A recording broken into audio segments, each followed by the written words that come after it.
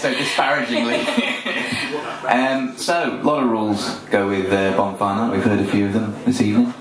One of my favourites, never return to a lit firework. I like to use that for relationship as well, never go back. Another one is keeping your pets indoors, and everyone's favourite pet is of course Scooby-Doo. We couldn't find the chords for that, so we're doing The Littlest Hobo.